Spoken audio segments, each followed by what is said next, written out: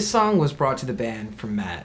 It was a riff he had. It's kind of like Mutoid Man meets Megadeth. You know, it's kind of upbeat and thrashy. It was born from the very first part in Cage the Beast, which is that kind of high-pitched guitar frenzy that you hear at the very beginning of the song.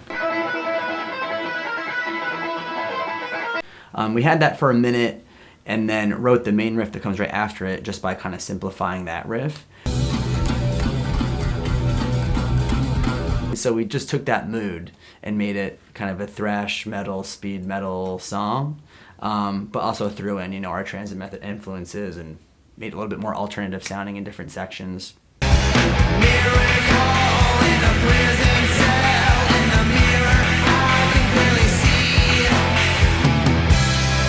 And then it just kind of naturally went into the second part.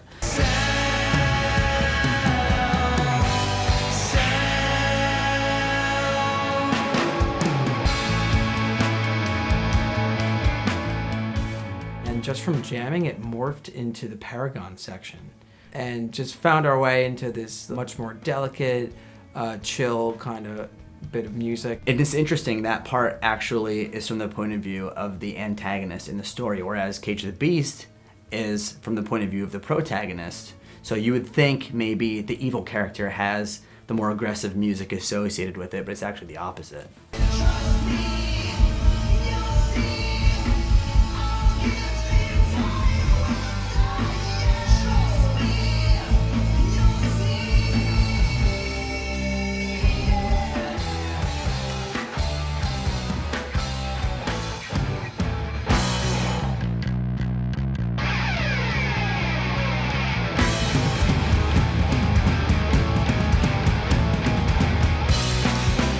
Mike had the idea to reprise the beginning of the suite, but in a different meter, and so that's where the instrumental section, Backlash, came from.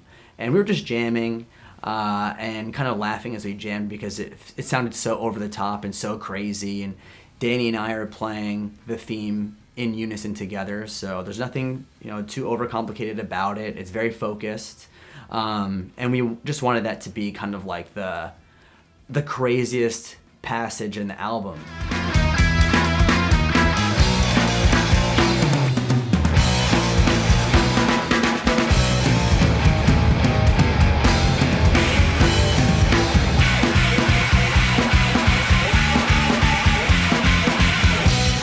It was fun doing the percussion on Mutants. Like, they actually provided the little cherry on top, the nice little bells and whistles that bring the song to life.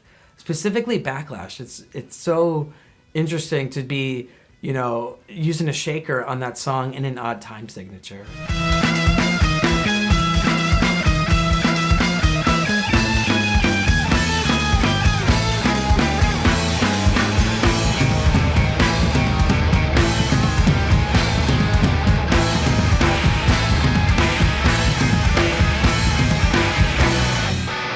A song that's this long, we just knew we had to be really prepared with it. And so recording parts 1 through 3 was actually really easy. I remember when we got to Mutiny, it was like, okay, we're going to play these 2 chords a lot. The only marker you have in your head is the small turnaround we play like twice. And I remember being like, shoot, like we needed to play that 4 more times. Like, shit, let's like cut and like try again. And being like, all right, everyone, sing the song in your head as we're playing. Because we weren't playing to like a scratch track or anything. We were just playing live in the studio.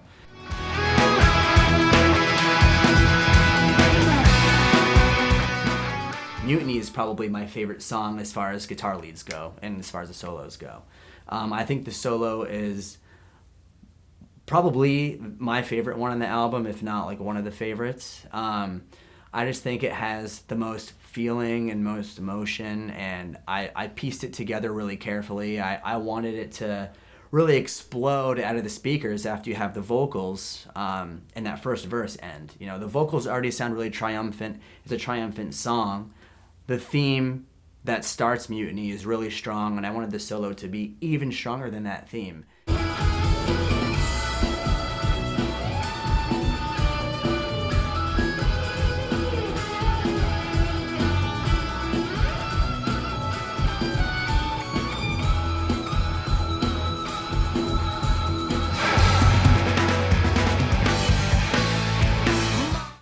after our mutant has escaped and broken out, that he's rallying together the rest of his friends and his comrades and basically saying, let's take back our home from this evil man.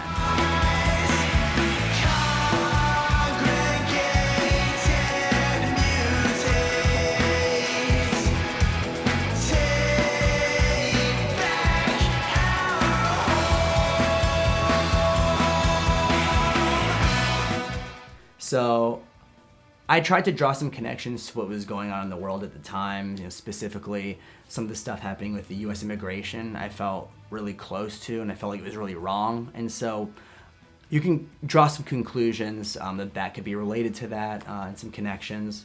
But really, it wasn't meant to be like a commentary on anything political, just really like kind of a comic book story, but with some real life interspersed in there because, I mean, what was going on in the world at the time is like really pretty scary.